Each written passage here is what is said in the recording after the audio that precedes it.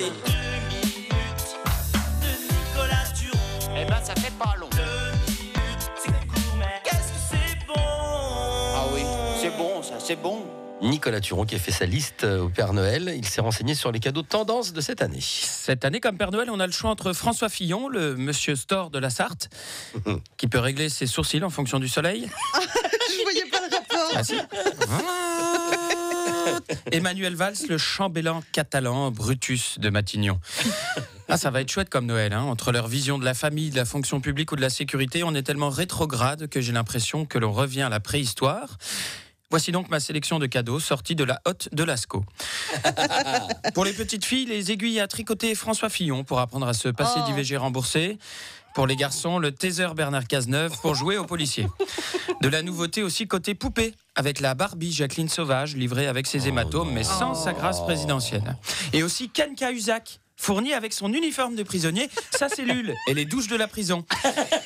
Ken Cahuzac, il a un bouton dans le dos. Quand tu appuies dessus, ça dit « Penche-toi, Jérôme, je vais te montrer comment entrer en Suisse par balle. » Dans la hotte de Noël, on trouve aussi les classiques des jeux de société, mais remis au goût du jour.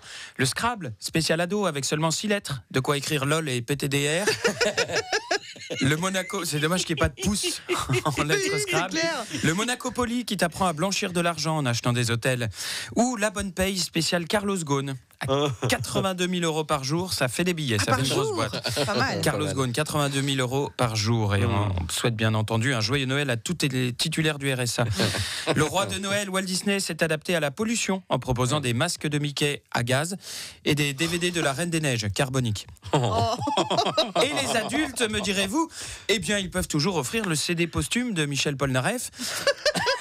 Ah si, il est mort. Non, il est pas mort. Il est encore à l'hôpital. Ouais, il est mort. Ils se sont trompés à l'hôpital américain. Ils ont branché le caniche qui lui servait de cheveux sous assistance respiratoire. Ah merde, on a intubé le mauvais. Si vous êtes sans papier, pensez également à la Smartbox Marine Le Pen. Un coffret qui offrira 2 jours de découverte à vos enfants à l'école de la République française. 2 jours et puis c'est tout. Après, on rentre chez soi. Hein. Pour les amateurs de sensations fortes, il y a toujours la Wonderbox Migrant, un classique.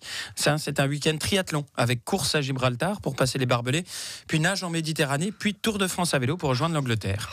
Et enfin, à tous ceux qui me diront « Eh dis donc, les nouvelles technologies !» Je répondrai « Ne vous embêtez pas à offrir des lunettes Samsung à un Noël pour avoir de la réalité virtuelle. Il suffit d'écouter François Hollande faire le bilan de son quinquennat. » Voilà. Je pense qu'on a fait un petit rattrapage de l'actualité, des bons cadeaux de Noël. Alors à vos listes et joyeux Noël. Ça va être sympa cette année. Je crois. Nicolas Turon. C'est moi. Rendez-vous demain matin. Bonjour. Bonjour Nicolas. Au revoir. À demain. À demain. Direction francebleu.fr. Géolocalisez-vous et retrouvez les 2 minutes de Nicolas Turon.